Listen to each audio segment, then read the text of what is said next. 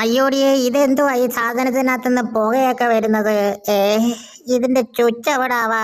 ചുച്ച് ഉണ്ടായിരുന്നെങ്കിൽ ഇതൊന്ന് ഓഫ് ചെയ്ത് വെക്കായിരുന്നല്ലേ. ചേടാ, ഇതെന്തോന്ന് സാധനം ഇത്?